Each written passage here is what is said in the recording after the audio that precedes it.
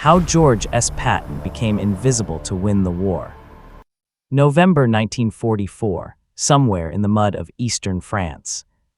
A supply sergeant squints at the filthy officer approaching his depot.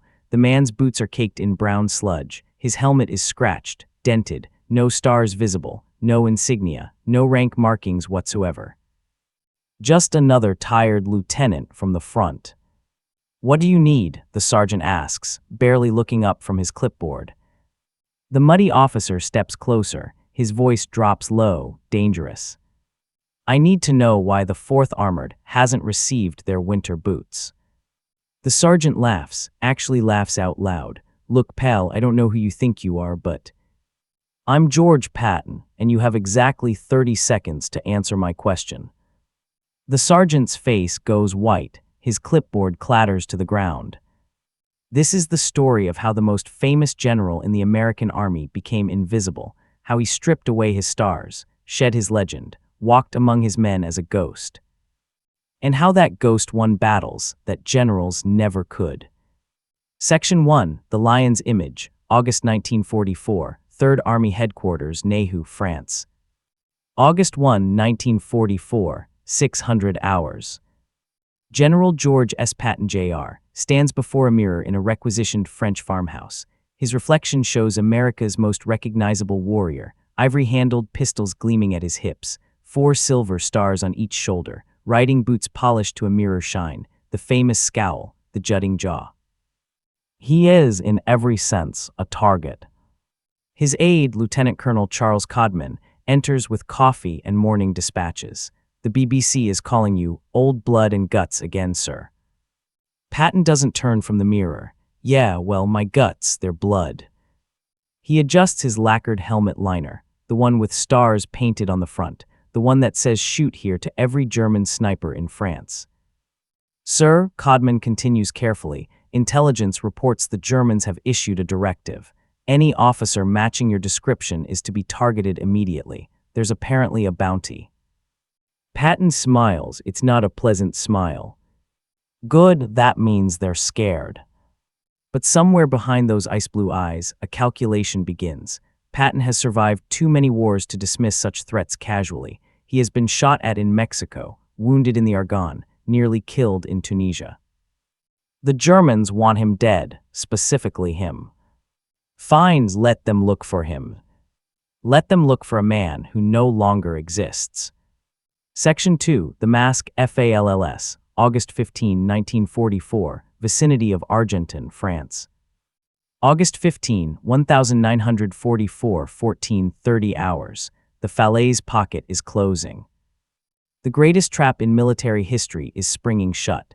200,000 German soldiers are caught between American, British, Canadian, and Polish forces. The Wehrmacht's 7th Army is being systematically crushed. And Patton cannot see it. Not from headquarters, not from situation maps, not from radio reports. He needs to be there, at the point of contact, in the mud and the blood and the chaos. But every time he appears at the front, the same thing happens. Men stop fighting. They turn to look at him. Word spreads like wildfire. Patton is here. Officers crowd around. Photographers appear from nowhere. Security details materialize. He becomes a circus. On this day, Patton makes a decision that will define his command style for the remainder of the war. He summons his driver, Sergeant John Mims. "Mims, I need a regular jeep. No markings, no flags, nothing." Mims hesitates visibly. "Sir, regulations require." "To hell with regulations. Get me a dirty jeep and a clean conscience." 30 minutes later, Patton emerges from his quarters transformed. His famous helmet is gone, replaced with a standard steel pot, dented and scratched from previous use. His polished riding boots are covered in fresh mud deliberately applied. His jacket bears no stars, no insignia, no identification of any kind. He looks like a supply officer, a logistics lieutenant, nobody. Codman stares in disbelief. "Sir, I almost didn't recognize you." "That's the point, Charlie. That's the whole damn point." Section 3, The First Reconnaissance, August 16, 1944, The Front Lines. August 16, 1944, 800 hours, near Chambois, France. The unmarked Jeep bounces along a shell-cratered road. Patton sits in the passenger seat. No escort, no security detail, just Mims behind the wheel. They pass a column of 90th Infantry Division troops, exhausted men, hollow eyes, feet wrapped in bloody rags. Patton taps Mims on the shoulder. "Stop here." He climbs out, approaches a sergeant smoking a cigarette near a burned-out half-track. "How's it going, Sergeant?" The NCO looks up, sees a muddy officer with no visible rank, shrugs indifferently. "Could be worse, Lieutenant, could be dead. What do you need?" The sergeant laughs bitterly. "What don't we need? Ammunition's short, medical supplies are a joke, half my boys don't have boots that fit, and don't get me started on the food situation." Patton listens, really listens, takes mental notes. "Who's your commanding officer?" "Colonel Williams, good man, but he can't get supplies any faster than we can." Patton nods slowly, says nothing about who he is, simply climbs back into the Jeep. 12 hours later, the 90th Infantry receives an emergency resupply. Boots, ammunition, medical kits, hot food. The sergeant never learns why. Section 4, The Impossible Knowledge, September 1944, the Lorraine Campaign. September 5, 1944, 3rd Army Headquarters, Chalon-sur-Marne. Patton has a problem. His 3rd Army has advanced 400 miles in 26 days. They have liberated tens of thousands of square miles. They have killed, captured, or destroyed the equivalent of 5 German divisions. And now they are stopping. Not from German resistance, but from lack of fuel. General Eisenhower has ordered priority fuel supplies to Field Marshal Montgomery in the north. The British are attempting Market Garden. 3rd Army will wait. Patton is ordered to assume a defensive posture. He has no intention of complying. But to fight effectively, he needs to know exactly what his men face, not from reports, not from radio intercepts, from the ground itself. He resumes his reconnaissance, day after day, always in disguise. September 8, 1944. Near Metz, he discovers that an armored column has been stalled for 6 hours because a single bridge is contested. He personally scouts an alternate crossing point 2 miles south. The column moves within the hour. September 12, 1944. Outside Nancy, he learns that artillery ammunition is being hoarded at a rear depot while forward units run dry. He makes one radio call. Shells arrive by nightfall. September 17, 1944. Near the Moselle River, he finds that replacement troops are being sent to the front without proper orientation. He institutes immediate changes to the training pipeline. Each day, he gathers information that never appears in official reports: grievances, shortages, bottlenecks, fear. And each night, he acts on what he learns. His staff begins to notice patterns: supplies flowing to unexpected units, problems solved before they're officially reported, mysterious efficiencies appearing throughout the 3rd Army. Codman finally asks, "Sir, how do you know what's happening out there?" Patton looks up from his map. Those ice-blue eyes reveal nothing. "I look like nobody, Charlie, and nobody sees everything." Section 5, The Unrecognized, October 1944, somewhere in Lorraine *. October 3, 1944, 1100 hours, a forward command post near the Moselle. General Omar Bradley, commander of the 12th Army Group and Patton's direct superior, arrives to inspect 3rd Army positions. He is immaculately dressed, freshly pressed uniform, stars gleaming. His motorcade stops at a crossroads where a muddy officer is directing traffic. Shells are falling nearby. The officer waves vehicles through with calm efficiency, points out minefields, warns of a sniper position to the east. Bradley's aide calls out impatiently, "Hey, Lieutenant, where's General Patton?" The muddy officer turns slowly. "I'm Patton." Bradley stares, then laughs, then stops laughing. "George." Patton walks to the staff car, mud dripping from his helmet, boots caked in filth, no stars visible anywhere on his person. Brad, good to see you. Want to come forward? We've got a hell of a fight going at Fort Bryant. Bradley shakes his head slowly. George, I've known you for 20 years. I didn't recognize you. That's the idea. What if you're killed? What if you're captured? Do you have any idea? If I'm killed, Patton interrupts, someone else takes command. If I'm captured, I'm just another lieutenant. If I stay in my headquarters, I never know what my men really face. He gestures to the battlefield, the smoke, the distant artillery. You can't command from a map room, Brad. You have to smell it, taste it, feel it. Bradley says nothing. What can he say? Third Army's performance speaks for itself. Whatever Patton is doing, it's working. He waves and drives on. Patton returns to directing traffic. Section 6, the enemy SEARCHES, October-November 1944, German intelligence. Meanwhile, German intelligence, Army Group G headquarters. Oberst Werner Schmidt studies aerial reconnaissance photos, agent reports, captured documents. He is looking for George Patton. General Blaskowitz wants to know where Patton will strike next, his aide says nervously. Schmidt shakes his head in frustration. Patton is a ghost. He appears everywhere and nowhere. The Germans have good intelligence networks, spies, collaborators, radio intercepts. They know Third Army's order of battle. They know its approximate dispositions. They know its supply situation. What they don't know is where Patton himself is. Their directives are clear. Patton is the most dangerous American commander. His presence on any sector indicates the main effort. If they can locate him, they can predict his intentions. But the famous general, the one in the polished helmet, the ivory pistols, the riding boots, never appears where expected. Reports come in of a flamboyant American general touring rear areas, press conferences in Paris, inspections at hospitals, meetings with Eisenhower. Meanwhile, Third Army attacks in 3 different directions simultaneously. No pattern, no warning, no mercy. Schmidt throws down his pencil in frustration.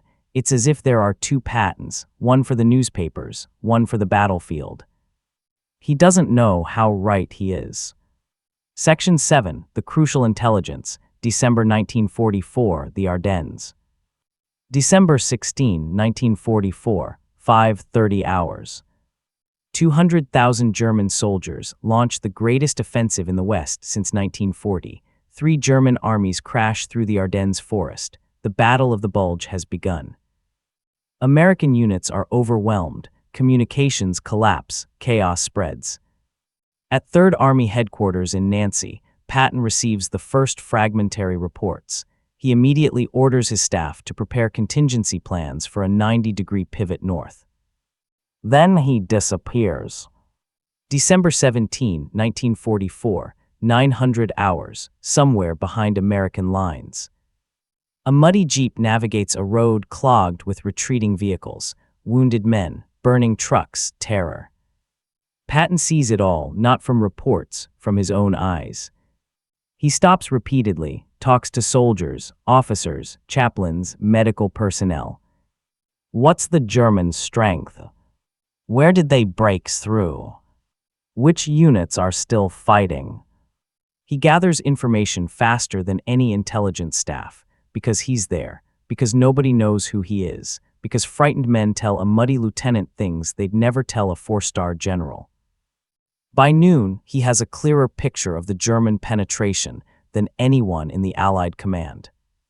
He knows the attack's rough parameters. He knows which American units have broken, which ones are holding, where the gaps are, where the Germans are strongest.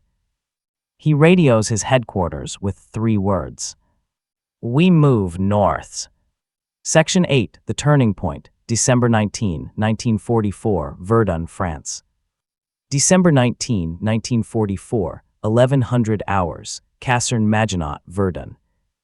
The most important meeting of the war in Europe convenes in a damp French barracks. Eisenhower sits at the head of the table. Bradley is there. So are British commanders, French liaisons, senior staff officers. The situation is desperate. American forces are reeling. The Germans are threatening to split the Allied armies. Bastogne is about to be surrounded. If it falls, the Germans might reach the Meuse River, perhaps beyond. Eisenhower looks at the gathered officers. The present situation is to be regarded as one of opportunity for us and not of disaster. There will be only cheerful faces at this table. He turns to Patton. George, when can you attack north?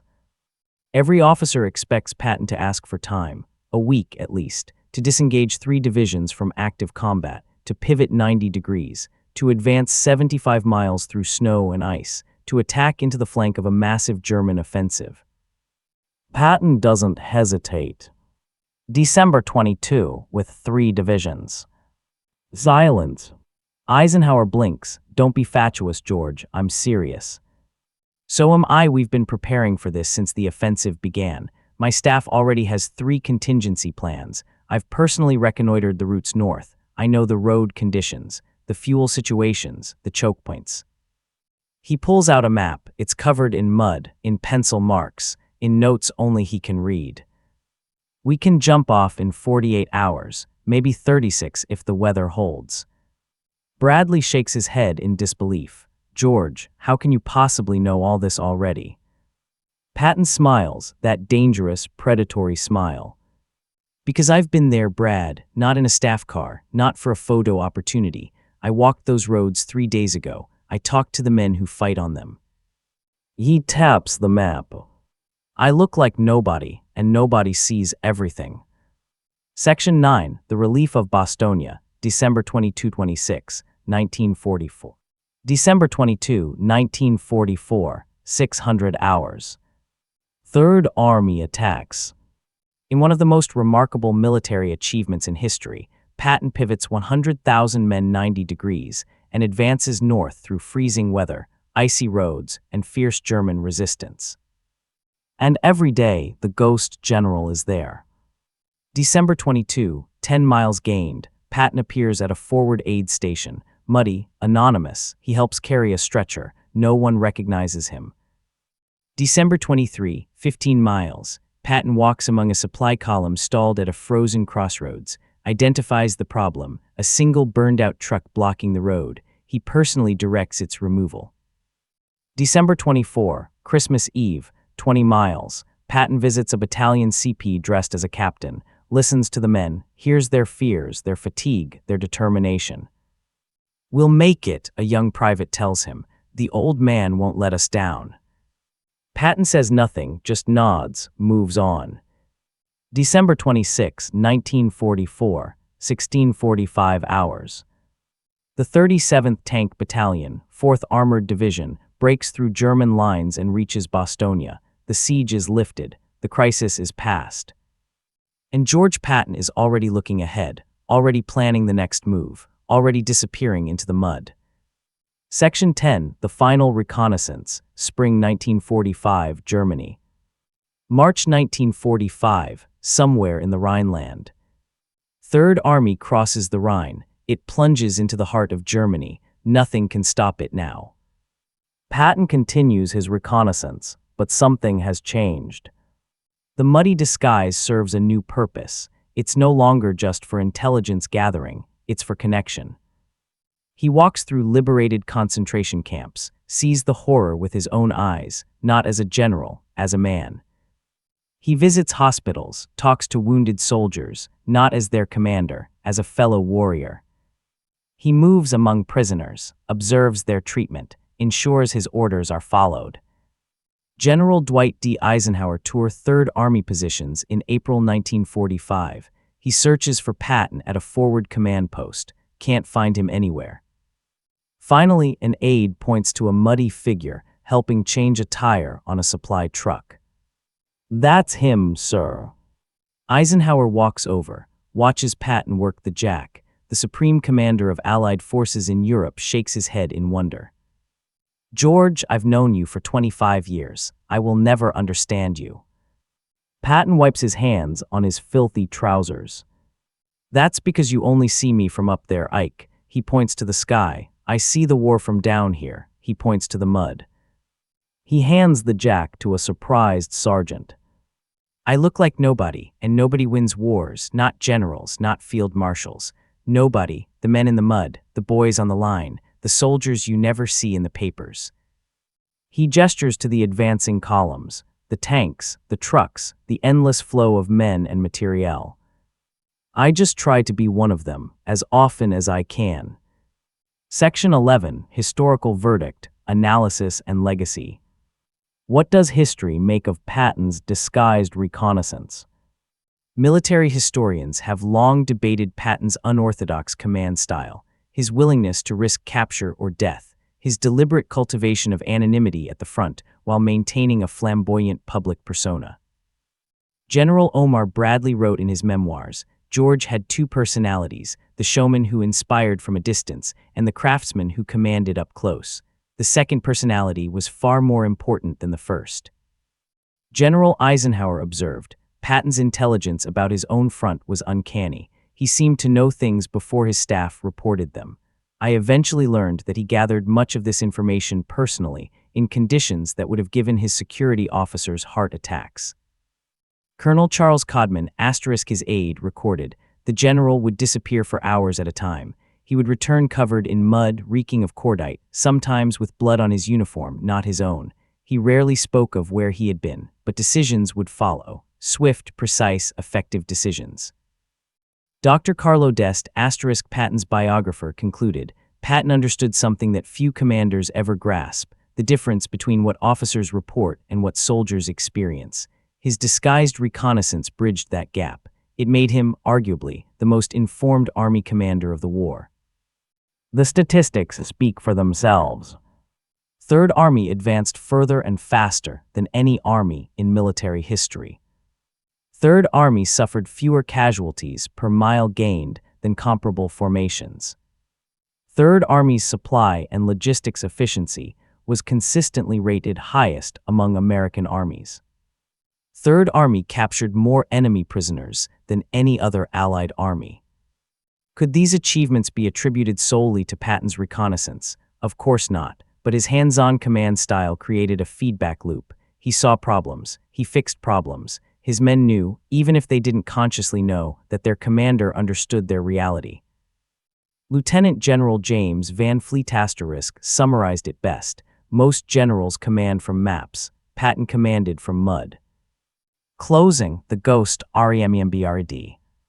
December 1945, Luxembourg American Cemetery. George S. Patton Jr. is dead, a car accident, a blood clot, a cruel end for a man who sought to die in battle. They bury him among his men, among the nobodies, the privates, the sergeants, the junior officers. At the funeral, someone asks why Patton chose this place. Why not Arlington? Why not West Point? General Bradley answers quietly.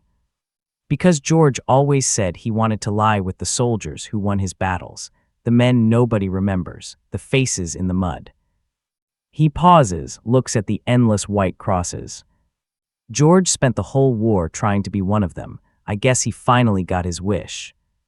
A light snow begins to fall. It covers the graves, erases the names, makes every cross look the same.